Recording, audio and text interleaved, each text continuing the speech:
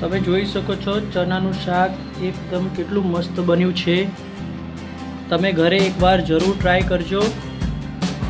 તો દોસ્તો આજે આપણે બનાવવા જઈ રહ્યા છે સૂકા ચણાનું શાક। તો સૌથી પહેલાં આપણે આ તેલ એડ કરી લેશું। આ રીતે 2 પરી જેટલું તેલ એડ કરી લીધું છે।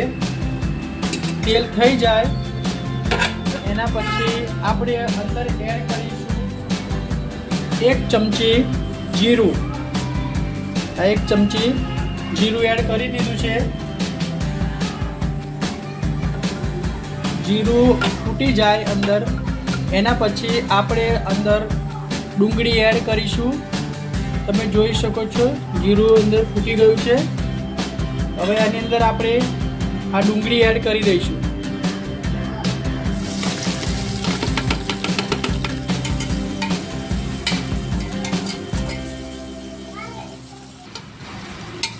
ડુંગળી આમાં બ્રાઉન થઈ જાય એના પછી આપણે લસણ અને મરિયા પીચેલા અંદર એડ કરવાના છે।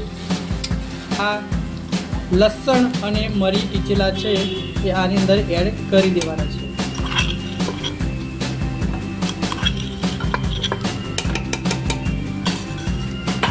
અને આને મિક્સ કરી લેવાનું છે।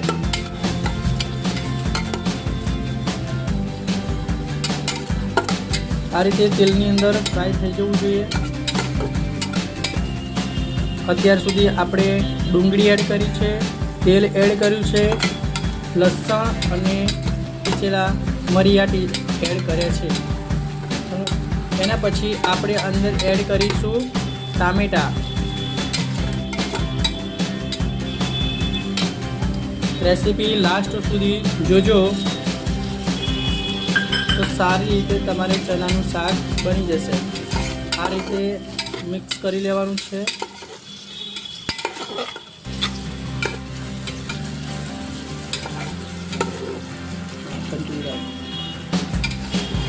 તેલમાં આને કમ્પ્લીટ ફ્રાય થઈ જવા દેવાનું છે।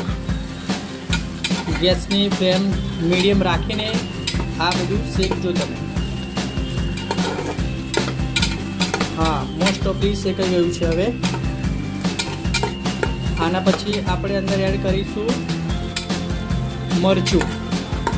કરીશું 2 ચમચી સૂકું મરચું। 2 ચમચી સૂકું મરચું થઈ ગયું છે। 1 ચમચી હળદર એડ કરીશું। આ રીતે 2 ચમચી ધાણા જીરું પાવડર અંદર એડ કરીશું આપણે। ગરમ મસાલો થોડો એડ કરી લેશું અને આને તેલની અંદર મસ્ત મિક્સ કરી લેશું।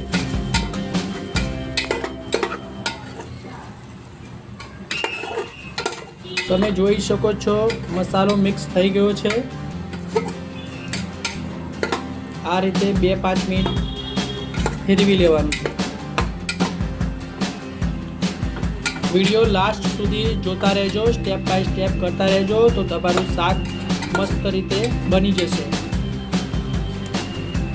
મસાલો કમ્પ્લીટ ફ્રાય થઈ ગયો છે। એના પછી આપણે હવે ચણા એડ કરી લેશું। ચણા અમે રાત્રે પલાળી રાખ્યા હતા। જ્યારે તમારે બનાવવાના થાય તો રાત્રે એને પલાળી રાખજો। પછી કુકરની અંદર એને મૂકી દેવાના બફવા માટે।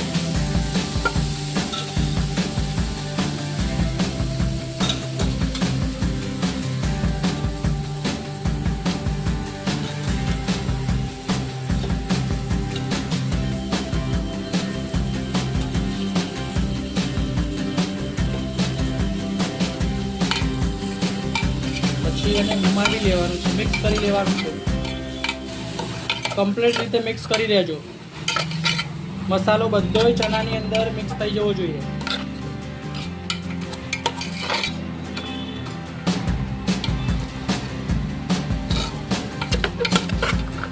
સૂકા ચણાનું શાક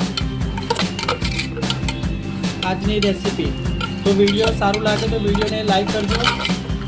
હવે આના પછી આપણે જે ચણા બાફવા મૂક્યા હતા એનું પાણી આપણે અંદર એડ કરી લેજો આ રીતે.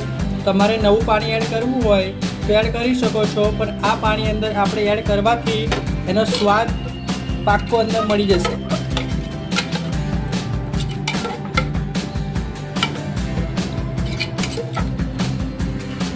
મીઠું સ્વાદ અનુસાર એડ કરજો. અહીંયા હું 2 ચમચી મીઠું નાખું છું. મીઠું તમે ચેક કરીને અંદર એડ કરજો. ઓકે, શાકની અંદર આ રીતે ઉકાળો આવી જવો જોઈએ.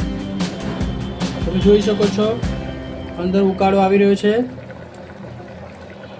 આવી રીતે ઉકાળો આવી જાય એના પછી 5 મિનિટની અંદર બંધ કરી દેવાનું, એટલે આપણે ચણાનું શાક રેડી થઈ જશે. જો અમારી ચેનલમાં નવા હોય તો ચેનલ સબસ્ક્રાઈબ કરવાનું ના ભૂલતા, અને વિડીયો સારું લાગે તો લાઈક અને કોમેન્ટ જરૂર કરજો. તમે જોઈ શકો છો ચણાનું શાક એકદમ કેટલું મસ્ત બન્યું છે. તમે ઘરે એકવાર જરૂર ટ્રાય કરજો. વિડીયો લાઈક કરજો, ચેનલ સબસ્ક્રાઈબ કરવાનું ના ભૂલતા. Thank you.